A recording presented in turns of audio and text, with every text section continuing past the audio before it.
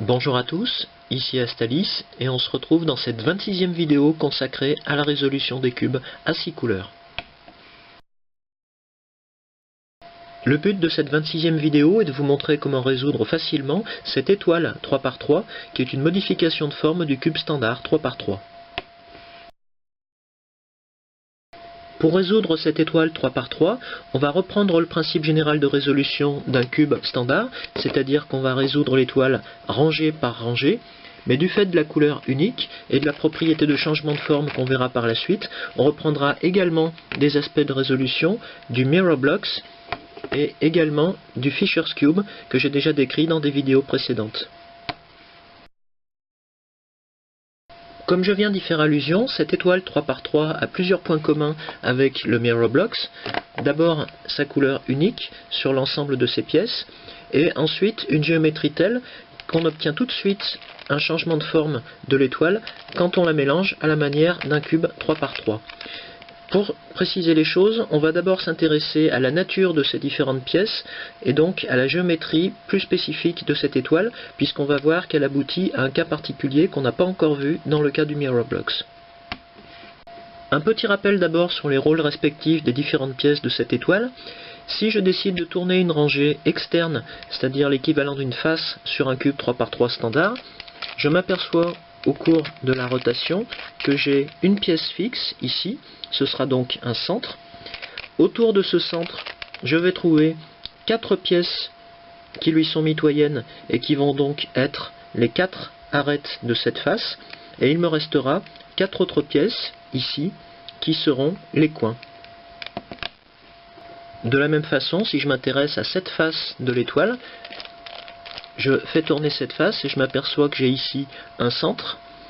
Autour de ce centre, j'ai 4 arêtes qui ont des dimensions différentes et j'ai également 4 coins. Pour comprendre le caractère particulier de la géométrie de cette étoile 3×3, plutôt que de la disposer comme ceci, je vais la disposer de cette manière. Et si on se penche ici sur les découpes entre ces pièces, on remarque tout de suite qu'on va avoir un axe de symétrie qui va passer ici sur cette face et qui en fait est un plan de symétrie sur l'ensemble de l'étoile 3×3. Et avec ce plan de symétrie, on va d'abord faire plusieurs constats à partir des formes des pièces de l'étoile. Si je m'intéresse d'abord au centre traversé par ce plan de symétrie, je vais trouver par exemple ce centre qui a une forme carrée, mais qui présente surtout la particularité d'être parfaitement plat. Et si je tourne l'étoile 3×3, je vais trouver cet autre centre qui présente exactement le même aspect, c'est-à-dire un contour carré, mais surtout une surface parfaitement plate. Et ce seront les deux seuls centres de l'étoile 3×3 à présenter cette caractéristique. Si je m'intéresse aux autres pièces traversées par ce plan de symétrie verticale, je vais tout de suite en trouver deux sur cette face. D'abord cette pièce ici, et celle-là. Dans les deux cas, il s'agit de coins pour l'étoile 3×3, et dans les deux cas, ces deux pièces présentent donc une symétrie parfaite entre leurs côtés gauche et droit. On a ici un coin qui présente une géométrie en forme de pointe, et ici un coin qui présente une géométrie en forme de V. Et si on retourne l'étoile le long de ce plan de symétrie, on va retrouver cette géométrie en pointe sur ce coin, et cette géométrie en V sur cet autre coin. La conséquence directe de ces géométries particulières, c'est qu'on verra qu'au cours de la résolution, on ne pourra pas distinguer a priori ce coin pointu de celui-ci. Et même chose pour le coin en V qui est ici, on ne pourra pas savoir s'il s'agit de cette pièce ou de celle-ci. Après les centres et les coins, on va s'intéresser aux arêtes placées sur ce plan de symétrie verticale, et en tournant l'étoile, on va d'abord trouver cette arête qui présente une géométrie en pointe, et donc une forme symétrique entre ses côtés gauche et droit, et à l'opposé, on va trouver cette large arête qui présente un profil en forme de V, et qui a aussi un caractère symétrique entre ses deux côtés gauche et droit. Donc finalement ici, on n'aura que deux arêtes particulières et chacune aura sa géométrie propre.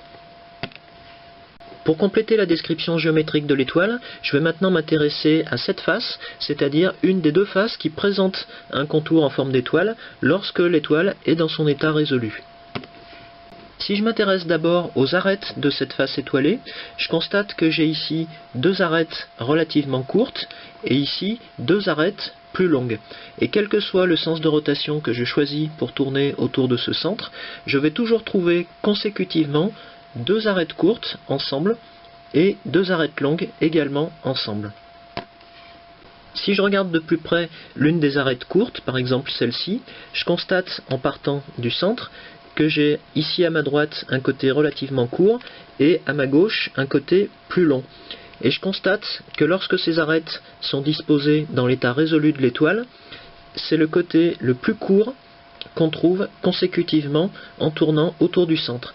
Donc sur les deux arêtes courtes, on va trouver le petit côté en vis-à-vis, comme ici, et à l'inverse, sur les deux arêtes longues qu'on trouve ici, c'est le côté le plus long qu'on va trouver en vis-à-vis sur chacune de ces deux arêtes dans l'état résolu de l'étoile. Si je termine par les coins de cette face, j'ai déjà parlé des cas particuliers de ces deux coins présentant une forme parfaitement symétrique. Il nous reste donc deux autres coins, ces deux pièces, et on constate qu'ils présentent chacun une géométrie pointue, mais cette fois-ci, la pointe n'est pas symétrique, mais légèrement décalée d'un côté, ici sur la droite pour cette pièce, et ici, légèrement sur la gauche, pour cette pièce. Je vais pouvoir maintenant utiliser toutes ces données géométriques pour commencer la résolution de l'étoile 3×3. J'ai ici mélangé mon étoile 3×3 et on constate tout de suite qu'elle peut avoir un aspect assez particulier une fois mélangée. Et la première étape de la résolution, puisqu'on va s'intéresser à la résolution de la rangée inférieure, va être de repérer parmi ces centres l'un des deux centres plats, par exemple celui-ci, de la même manière qu'on repérerait un centre plat sur le Fisher's Cube. À partir de ce centre plat que je viens de repérer, je vais faire exactement la même chose que sur un cube 3×3 standard, c'est-à-dire que je vais chercher à former autour de ce centre une croix avec les quatre arêtes qui sont censées venir prendre ces places. Dans mon exemple, je constate que j'ai déjà deux arêtes qui sont en correspondance de forme avec le centre, ici une arête courte et ici une arête plus longue. Donc pour compléter cette croix, je vais amener en place une arête supplémentaire, et pour l'exemple, je vais commencer par une arête courte. Si je regarde de plus près l'arête courte déjà en place sur ma face, je constate que son côté le plus court est ici sur la gauche, ce qui veut dire que l'autre arête courte qui doit venir en place sur cette face sera située ici du côté gauche et non pas à droite. Donc je constate que j'ai déjà une arête courte située ici, mais elle est mal orientée. Je vais pouvoir, par exemple, la décaler comme ceci. Je peux tourner cette face et l'arête courte que j'avais repérée peut venir de cette manière à côté de la première. Dans mon exemple, j'ai bien amené à cet emplacement l'arête courte qui correspond, puisque si je compare ces deux arêtes, je constate qu'elles n'ont pas des formes identiques mais bien symétriques, et que leur petit côté se trouve bien en vis-à-vis. Mais j'aurais pu tomber sur d'autres cas de figure. Dans cette situation, je viens d'amener ici une deuxième arête courte à côté de la première, mais si je compare leurs formes, je constate qu'il s'agit de deux arêtes identiques, puisque ici j'ai le grand côté du côté gauche, et si je tourne l'étoile, je constate que le grand côté est également du côté gauche. Donc ce n'est pas cette arête que je dois venir mettre à cette place, mais l'arête courte qui aura une forme symétrique, c'est-à-dire qui aura son grand côté sur la droite. Dans cette autre situation, j'ai ici deux arêtes courtes en place autour de ce centre, et je constate en tournant l'étoile que ces deux arêtes courtes n'ont pas la même forme, mais ont bien des formes symétriques. Le problème, c'est qu'ici, c'est leur côté le plus long qui se trouve en vis-à-vis. Donc, tout se passe comme si je devais échanger la position de ces deux arêtes. En fait, ce n'est pas ce que je vais faire. Je vais choisir l'une de ces deux arêtes, par exemple celle-ci, et je vais la changer de place pour l'amener de cet emplacement à celui-ci. Donc ce que je peux faire par exemple, c'est orienter mon étoile comme ceci, avec le centre plat vers le haut. Je décale cette arête courte, je fais faire 180 degrés à la face de centre plat, et je peux remonter mon arête courte sur cette face. De cette manière, je me retrouve toujours avec mes deux arêtes courtes consécutives autour du centre, mais cette fois-ci, c'est leur petit côté qui se trouve en vis-à-vis. Je vais ensuite reprendre le même raisonnement avec les deux arêtes longues qui doivent venir compléter ces deux arêtes courtes déjà en place sur cette face. Je constate ici, en tournant cette face, que je peux placer une arête longue en correspondance de forme avec le centre, mais je constate également que son côté le plus long se trouve ici sur la droite. Or, si je place une autre arête longue ici, leur côté en vis-à-vis ne sera pas le côté long, mais le côté court. Donc tout se passe comme si cette arête n'était pas à sa place ici, mais qu'elle devait prendre cet emplacement-là. Je vais donc à nouveau la décaler. Je vais tourner ma face de centre plat comme ceci. Et je vais amener mon arête longue qui sera cette fois-ci à sa place, puisque lorsque j'aurai complété cette face avec l'autre arête longue ici, ces deux arêtes longues auront bien en vis-à-vis leur côté le plus long. Lorsque les quatre arêtes sont en place autour de ce centre plat, on est donc dans cette situation. Et cette situation est exactement équivalente à celle-ci sur le Fisher's Cube lorsqu'on a la croix inférieure formée autour d'un centre plat. Sur le Fisher's Cube, la continuité entre deux arêtes consécutives est assurée par les couleurs latérales des arêtes. Sur l'étoile 3×3, on retrouve cette continuité, mais cette fois-ci à l'aide des formes respectives de ces quatre arêtes. Pour compléter cette face, et donc cette rangée qui deviendra la rangée inférieure de notre étoile, on doit venir maintenant mettre en place les quatre coins. Et en fonction de la forme déjà dessinée par les quatre arêtes déjà en place, on sait exactement quelle forme aura chacun des coins à mettre en place. En particulier, entre les deux arêtes les plus longues, on sait qu'on devra venir mettre en place le coin qui présente un profil en V. De la même manière, entre les deux arêtes les plus courtes, on devra venir mettre ici en place le coin pointu qui a une forme parfaitement symétrique. Et il restera enfin à mettre en place les deux autres coins, chacun de ces autres coins ayant une forme également pointue, mais avec une pointe légèrement décalée sur la gauche ou sur la droite, selon le cas. Pour cet exemple, je vais considérer que je vais d'abord mettre en place le coin en V qui doit se situer entre les deux arêtes les plus longues. Je vais orienter dans un premier temps mon étoile comme ceci, avec la face de centre plat et les quatre arêtes en place vers le haut, et je vais chercher dans la rangée inférieure, celle-ci, le coin correspondant. Et je constate que j'ai ici un coin en V, que je vais amener dans un premier temps, en tournant cette rangée, à la verticale de l'emplacement qu'il est censé occuper entre ces deux arêtes longues. Pour remonter ce coin en V à sa position finale entre les deux arêtes longues, je vais d'abord orienter mon étoile de manière à ce que ce coin à mettre en place soit en position inférieure droite. Et je vais appliquer un algorithme qu'on a déjà vu dans le cas du cube 2×2 standard.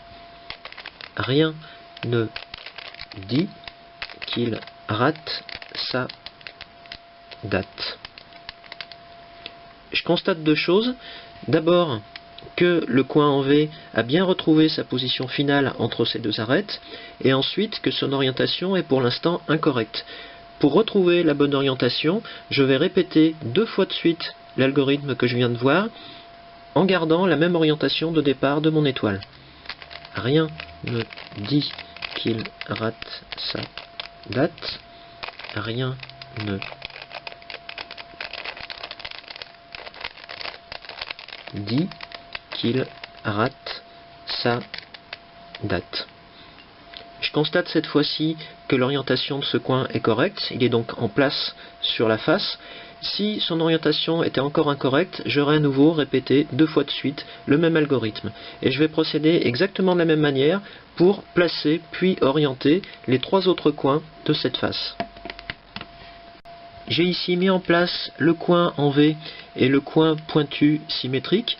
Attention au moment de placer les deux derniers coins qui présentent chacun une pointe asymétrique, de bien choisir la bonne variante du coin à mettre en place. Ici j'ai une situation un peu particulière. Je viens de mettre en place ce coin en V entre les deux arêtes longues de la face et je décide de venir mettre en place ensuite le coin pointu symétrique entre les deux arêtes courtes. Donc j'oriente mon étoile comme ceci et je vais chercher dans la rangée inférieure un coin qui présente les bonnes caractéristiques géométriques. Et en tournant mon étoile, je constate que je ne trouve nulle part de coins pointus symétriques. En fait, ces coins pointus symétriques se trouvent déjà sur la face que je suis en train de compléter. J'en ai un ici et un autre là. Et je veux venir placer un coin pointu symétrique à cet emplacement. Donc pour venir placer un de ces deux coins, je vais d'abord devoir le déloger de la face. Donc ici par exemple, je peux amener ce coin dans la rangée inférieure, je l'isole dans la partie de l'étoile qui restait fixe, et je remonte ici mon ensemble de pièces du côté droit de l'étoile. J'ai bien retrouvé à nouveau mes 4 arêtes en place, et cette fois-ci, mon coin pointu symétrique se trouve dans la rangée inférieure. Je vais donc pouvoir l'amener ici, à l'aplomb de sa position finale, et reprendre exactement l'algorithme qu'on a vu pour venir le mettre en place. Finalement, lorsque la face est complète, on retrouve notre forme générale d'étoile à 5 branches, et on se trouve dans une situation qui correspond exactement à celle-ci sur le Fisher's Cube. Maintenant que la rangée inférieure est résolue et qu'on a retrouvé ce contour caractéristique en étoile à 5 branches, on va passer à la rangée du dessus, la rangée équatoriale. Et de la même manière qu'on trouve sur la face inférieure 2 arêtes courtes et 2 arêtes longues, on va trouver dans cette rangée équatoriale 2 centres relativement peu dépassants et 2 centres beaucoup plus dépassants avec un profil caractéristique en pointe. Et ce qu'on va faire pour cette rangée équatoriale, c'est qu'on va l'orienter de manière à faire correspondre les arêtes longues de la rangée inférieure et les centres les plus dépassants dans la rangée équatoriale. Et on retrouvera de la même manière les arêtes courtes en face des centres les moins dépassants. Ensuite, on doit orienter chacun des 4 centres de cette rangée équatoriale pour les amener en correspondance de forme avec l'arête inférieure correspondante. C'est exactement ce qu'on trouve sur le Fisher's Cube. Une fois qu'on a établi la correspondance de couleur entre une arête inférieure et un centre, on doit orienter ce centre pour amener ces 2 pièces en correspondance de forme. J'ai ici un centre très dépassant dans la rangée équatoriale au-dessus d'une arête longue dans la rangée inférieure, et je vais procéder exactement comme pour le Fisher's Cube. C'est-à-dire que je vais tourner cette face de 180 degrés, comme ceci. Mon arête inférieure qui était ici se retrouve donc à cette position, et c'est elle qui va donner l'orientation à suivre pour ce centre. Je vais tourner dans un deuxième temps la face supérieure de 180 degrés, et j'ai vu que pour établir la correspondance de forme entre l'arête qui était ici et ce centre doit être tourné de 180 degrés, c'est-à-dire que sa partie la plus dépassante doit être plutôt sur la droite. Donc je vais orienter ce centre comme ceci, et je vais ensuite ramener par une nouvelle rotation de 180 degrés l'arête qui était en place ici. J'ai correspondance de forme entre ce centre et cette arête, je peux retourner la face avant de 180 degrés, et j'ai bien établi cette fois-ci la correspondance de forme entre mon arête inférieure et mon centre. Et je vais répéter cette opération sur chacun des 3 autres centres de la rangée équatoriale de l'étoile. Je me retrouve alors dans cette configuration qui est exactement comparable à cette configuration sur le Fisher's Cube. Pour compléter cette rangée équatoriale, il reste maintenant à mettre en place les 4 arêtes qui doivent venir se loger entre les différents centres qu'on vient d'orienter correctement à l'étape précédente. Et ces arêtes équatoriales, on va aller les chercher sur la face supérieure de l'étoile et on va les repérer à leur contour. On sait déjà à quoi ressemble une arête courte caractéristique et une arête longue comme celle qu'on a déjà trouvée pour la face inférieure. Donc on sait que ce n'est pas ce type d'arête qui va venir se loger dans la rangée équatoriale, mais toutes celles qui n'ont pas ces 2 formes caractéristiques. Par exemple, j'ai ici une arête qui présente un profil en pointe, mais un profil asymétrique. Et je vais chercher la place que peut prendre cette arête dans la rangée équatoriale. Donc si j'essaye vers la gauche ici, je m'aperçois qu'elle serait en correspondance de forme avec ce centre si on venait la placer à cet emplacement. Donc je vais orienter mon étoile comme ceci, avec mon arête que je viens de repérer à cet emplacement et je vais devoir la basculer vers la gauche à la place de cette arête. Et pour ça, on va s'y prendre exactement comme pour un cube 3×3 standard. Donc pour cette arête qui doit aller du côté gauche, je vais d'abord tourner la rangée supérieure à l'opposé, c'est-à-dire vers la droite. Je vais monter la face gauche. Je tourne à nouveau la rangée supérieure dans le même sens. J'abaisse la face gauche. Et je peux ensuite terminer la mise en place de cette manière. J'ai donc bien placé entre ces deux centres de la rangée équatoriale cette nouvelle arête équatoriale qui se trouve en correspondance de forme avec chacun des deux centres et également avec le coin inférieur qui se trouve ici. Si je reviens un instant sur le Fisher's Cube, on se rappelle que chacune de ces arêtes équatoriales, comme cette arête orange que je viens de mettre en place, a une orientation a priori impossible à déterminer parmi les deux possibles, puisqu'elle possède une forme parfaitement symétrique. On retrouve cette caractéristique sur l'étoile 3×3, mais seulement pour 2 des 4 arêtes équatoriales. Cette arête, celle qui présente un profil en pointe symétrique, et celle-ci, qui présente un profil en V. Donc on pourra placer 3 des 4 arêtes équatoriales de l'étoile 3×3 et on gardera pour la fin l'une de ces 2 arêtes au choix. J'ai ici placé 3 des 4 arêtes de la rangée équatoriale et j'ai laissé vacant pour l'instant le 4e emplacement qui doit accueillir la dernière arête symétrique que j'ai choisie et qui sera dans mon exemple cette arête en V. Comment mettre en place cette dernière arête équatoriale symétrique? Je peux m'y prendre de deux manières. Soit je viens la placer au-dessus de ce centre et je la bascule ensuite vers la gauche à son emplacement final. Soit je viens la placer au-dessus du centre suivant et je la bascule ensuite vers la droite à son emplacement final. Pour décider lequel de ces deux cas je vais appliquer, je vais me fier à la position et à l'orientation des arêtes supérieures de l'étoile, exactement comme on a vu dans la vidéo précédente.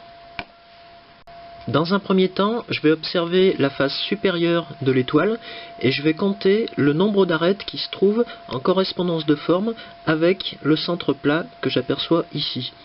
Dans mon exemple, je n'ai qu'une seule arête qui présente cette condition, c'est cette arête courte que je vois du côté droit ici sur la face supérieure. Et je sais que pour me placer dans un cas favorable lorsque j'aurai à résoudre la dernière rangée de l'étoile, je dois avoir un nombre pair de ces arêtes en correspondance de forme avec ce centre. On va reprendre le même moyen visuel qu'on avait vu dans le cas du Fisher's Cube dans la vidéo précédente. Si je me place dans le cas où cette arête en V doit basculer vers la gauche, je vais considérer que cette arête-là va prendre sa place. Donc je vais tourner la face comme ceci. Et je vais regarder à nouveau la face supérieure pour compter le nombre d'arêtes qui sont en correspondance de forme avec ce centre. Ici, je n'en ai toujours qu'une seule, c'est-à-dire un nombre impair. A priori, une situation défavorable. Donc je rétablis la position initiale de mon étoile et je vais aller chercher le deuxième cas de figure, celui où je me place au-dessus de ce centre pour ensuite basculer cette arête vers la droite. Si je la bascule vers la droite, je vais considérer que cette arête va prendre la place de mon arête en V, comme ceci. Et si je compte à nouveau le nombre d'arêtes en correspondance de forme avec mon centre, j'en trouve ici 2, c'est-à-dire un nombre pair, ce qui correspond à une situation favorable. Je vais donc choisir ce cas de figure pour placer mon arête en V à cet emplacement. En pratique, une fois la mise en place effectuée, voilà ce qu'on trouve sur la face supérieure de l'étoile. On a bien 2 arêtes en correspondance de forme avec le centre, un nombre pair, c'est exactement ce qu'on cherchait. Si par hasard on se trompe de sens dans la mise en place de la dernière arête symétrique, que ce soit l'arête en V ou l'arête en pointe symétrique, c'est-à-dire si on se retrouve avec un nombre impair d'arêtes supérieures en correspondance de forme avec le centre, il suffit, pour établir les choses, de déloger l'une des arêtes équatoriales symétriques, c'est-à-dire la remplacer par n'importe laquelle des arêtes supérieures, pour venir ensuite la replacer dans le bon sens en suivant le critère qu'on vient de voir. On en arrive à la résolution de la dernière rangée de l'étoile, c'est-à-dire sa rangée supérieure. Et de la même manière que sur le cube standard, lorsqu'on essaye d'obtenir une croix supérieure jaune, on va ici chercher à obtenir une correspondance de forme sur les 4 arêtes supérieures par rapport au centre supérieur. Et si on s'y est bien pris aux étapes précédentes, on doit avoir ici un nombre pair d'arêtes qui satisfont déjà cette condition, c'est-à-dire aucune, 2 ou 4. Dans mon exemple, j'ai 2 arêtes qui remplissent cette condition et qui se trouvent à angle droit l'une par rapport à l'autre. C'est donc exactement l'équivalent de ce cas sur le cube standard et on va appliquer le même algorithme pour passer de ce cas en forme de L au cas final où la croix est complète. Donc si j'oriente dans ce sens mon L, je peux appliquer le même algorithme que sur un cube classique. Fait ta ration de riz fils. Et si je regarde à nouveau ma face supérieure, je constate que mes 4 arêtes sont maintenant en correspondance de forme avec le centre. Maintenant que j'ai obtenu l'équivalent d'une croix supérieure sur mon étoile, je vais devoir orienter cette croix, c'est-à-dire orienter chacune de ces 4 branches par rapport aux 2 rangées inférieures de mon étoile. Actuellement, je n'ai aucune correspondance, car si je tourne l'étoile, je n'ai pas correspondance de forme entre les arêtes supérieures et les centres dans la rangée équatoriale. Donc je vais tourner ma rangée supérieure, par exemple comme ceci, et je vais rechercher une position soit dans laquelle j'ai une correspondance de forme sur les 4 branches, soit où j'ai une correspondance sur une seule des 4 branches. Ici à l'évidence je ne peux pas avoir de correspondance sur les 4 branches, puisque si on tourne autour du centre, on s'aperçoit qu'on trouve une arête longue, puis une arête courte, une arête longue, puis une arête courte. Donc je n'aurai pas la correspondance sur les 4 pièces à la fois. Donc je me suis placé ici dans une configuration où j'ai correspondance uniquement sur cette arête supérieure, je n'ai rien sur les 3 autres, et je vais appliquer un algorithme qu'on a déjà vu dans le cas du cube standard pour permuter entre elles chacune de ces 3 arêtes si je considère que l'arête que je vais garder en position est celle-ci. Ra-zan ta arrive, ta ra tu ri. Et je constate dans mon exemple qu'il m'a suffi d'une seule permutation entre les 3 arêtes gauche, droite et arrière pour obtenir une correspondance de forme sur l'ensemble des 4 arêtes supérieures. Pour terminer la résolution de la rangée supérieure de l'étoile, je dois donc maintenant placer les coins. Dans un premier temps, je vais les permuter entre eux pour leur donner leur position finale et je les orienterai seulement dans un deuxième temps. Pour déterminer comment permuter entre eux ces coins supérieurs, je vais d'abord me fier à leur forme. Le plus simple à repérer est sans doute le coin en V, celui-ci, et je sais d'après sa forme que son emplacement final se trouvera ici. De la même manière, j'ai ici le coin pointu symétrique, et d'après sa forme, je sais que son emplacement final sera ici. J'ai vu dans la 20e vidéo de cette série une méthode que je qualifierais de résolution imagée, qui permet de permuter très facilement 3 des 4 coins supérieurs de n'importe quel cube. Si je pivote par exemple ces 3 coins entre eux, dans ce sens, le coin en V retrouvera son emplacement final ici, et le coin pointu symétrique retrouvera son emplacement final à cet endroit. Je vais donc appliquer cette méthode à mon exemple. En orientant mon étoile comme ceci, je vais permuter les coins supérieurs dans ce sens. Donc j'abaisse le côté gauche, je change de côté, j'abaisse le côté droit, je change à nouveau de côté, je remonte le côté gauche, je change de côté, et je remonte le côté droit avant de changer une dernière fois de côté. Une fois qu'on a effectué toutes les permutations nécessaires, soit on a de la chance et les 4 coins sont chacun à leur place, soit on se trouve dans un cas particulier que je vais détailler ici. Le coin en V a bien retrouvé son emplacement final, Le coin pointu symétrique a bien retrouvé son emplacement final, mais si on s'intéresse à la forme de chacun des deux derniers coins, ces coins pointus mais à la pointe asymétrique, je constate que ce coin devrait normalement se trouver à cet emplacement et celui-ci à cet emplacement. Donc tout se passe comme si on avait deux coins permutés sur l'étoile. Et on sait que dans le cas d'un cube, on ne peut pas avoir une seule permutation entre deux pièces du cube. Que s'est-il passé? Il se trouve, mais c'est passé complètement inaperçu à nos yeux, qu'on a permuté ces deux pièces, mais également deux autres pièces sur l'étoile. Mais comme on trouve des pièces de forme rigoureusement identiques sur l'étoile, on ne s'en est pas aperçu.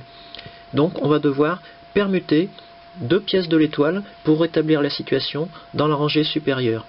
Et en pratique, on va permuter l'une des quatre arêtes supérieures avec sa jumelle dans la rangée inférieure de l'étoile. Si je choisis comme arête supérieure à permuter cette arête courte, je remarque qu'à l'aplomb de cette arête dans la rangée inférieure, je ne trouve pas sa jumelle, mais l'arête symétrique. En fait, l'arête jumelle de cette arête supérieure se trouve à cet emplacement. Donc si je veux échanger la position de ces deux pièces, je dois d'abord orienter la rangée supérieure pour venir placer ces deux pièces l'une au-dessus de l'autre, et je vais pouvoir ensuite échanger leur position en tournant cette face de 180 degrés. Dans cette manœuvre, je vois que j'ai détruit une partie de la rangée inférieure, que je vais devoir reconstruire comme on l'a vu en début de résolution, et je devrais faire de même pour la rangée équatoriale, avant de me retrouver, cette fois-ci, dans une configuration favorable pour la rangée supérieure. Qu'on ait ou non rencontré le cas particulier précédent, on se retrouve finalement dans la situation où chacun des quatre coins supérieurs est à sa place, et où il reste à orienter certains d'entre eux. Et pour ça, on va utiliser à nouveau un algorithme que vous devez maintenant bien connaître. Donc, avec un coin à orienter en position avant-droite, j'applique l'algorithme. Rien ne dit qu'il rate sa date.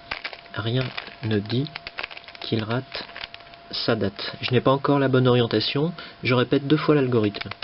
Rien ne dit qu'il rate sa date, rien ne dit qu'il rate sa date. Cette fois j'ai la bonne orientation, je peux passer au coin suivant en tournant la rangée supérieure et je recommence. Rien ne dit qu'il rate sa date, rien ne dit qu'il rate sa date. Et je constate que j'ai bien reconstitué ma rangée supérieure, qu'il me suffit d'orienter pour terminer la résolution de l'étoile 3 par 3. Maintenant que vous savez résoudre cette étoile 3 par 3, je vous propose dans la vidéo suivante de reprendre une grande partie des principes que nous venons de voir pour résoudre une autre modification de forme d'un cube 3 par 3 standard, ce cœur 3 par 3. À bientôt!